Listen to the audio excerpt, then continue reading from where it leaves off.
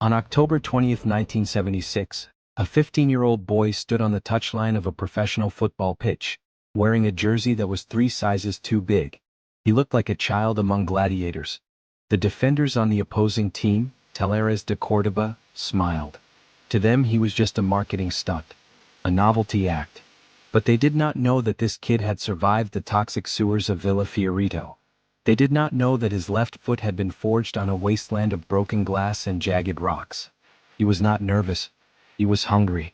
As he prepared to step onto the grass, his coach, Juan Carlos Montes, leaned in and whispered a single outrageous instruction. "Go on, Diego, play like you know how, and if you can, nutmeg someone." What followed was a moment of pure, disrespectful genius that changed football forever. He walked onto the pitch to replace Ruben Giacobetti.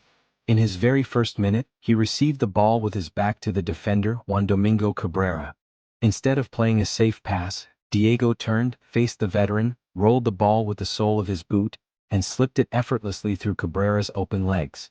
The stadium erupted in absolute disbelief. Cabrera stood frozen, humiliated by a child.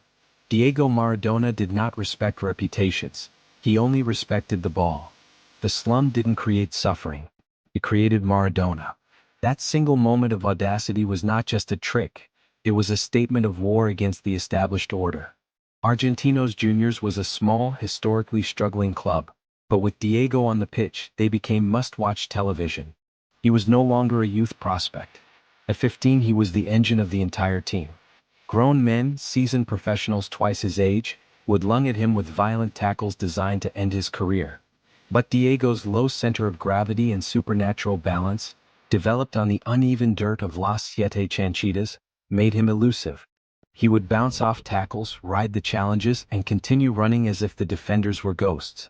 He began to score goals that defied physics, turning victories into legendary wins and single-handedly saving the club from relegation.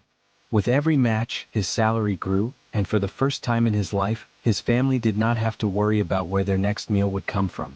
But Diego was not interested in personal luxury or flashy jewelry. He was a boy driven by a singular, burning obsession. He had a holy promise to keep, a vow he had made to his crying mother, Dona Tota, when they were starving in the cold slums.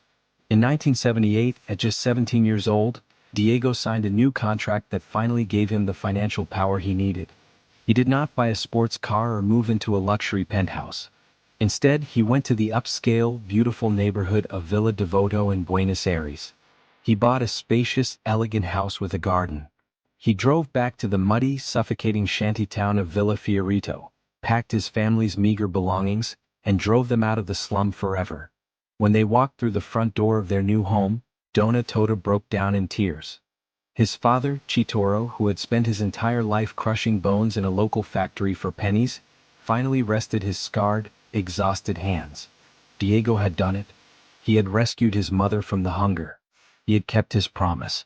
He had proven that his talent was stronger than the poverty that tried to drown him. The slum didn't create suffering. It created Maradona. But as the boy from the slum conquered his first major mountain, a much larger, more terrifying peak was looming on the horizon. The 1978 World Cup was fast approaching, and it was being hosted right there in Argentina, under the watchful dark shadow of a brutal military junta. The entire nation of Argentina was practically begging for the 17-year-old Prodigy to be included in the World Cup squad. He was the most exciting player in South America, a symbol of hope and pure joy for a country suffering under political oppression. Everybody expected Diego to lead the national team to glory on home soil. He joined the pre-tournament training camp, playing with an intensity that left older players gasping for air. But international football is a cruel, unforgiving world, and the national team coach, Cesar Menotti, was a deeply pragmatic man of cold, calculated decisions. Menotti was under immense pressure to deliver a World Cup trophy to the military dictatorship. Just days before the tournament was set to begin, Menotti called the players together. He had to cut the squad down to the final 22 players. He stood in front of the team and announced the names of those who were being sent home. Diego's name was on that list. He was deemed too young, too inexperienced for the brutal pressure of a World Cup. It was a devastating, crushing betrayal that ripped Diego's world apart. Diego left the national training camp in tears, completely destroyed. He locked himself in his room for days, sobbing in the dark, telling his family that he would never play football again. It was a heartbreak so profound that it almost ended his career before it truly began.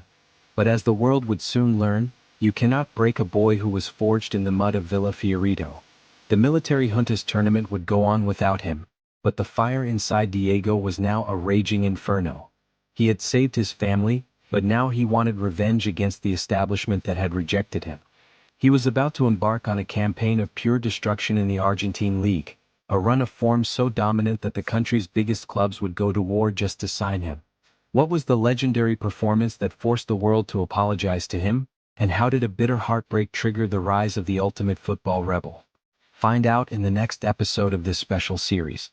Before you go, tell me in the comments, do you believe that Menotti made the right decision by leaving a 17-year-old Diego out of the 1978 World Cup?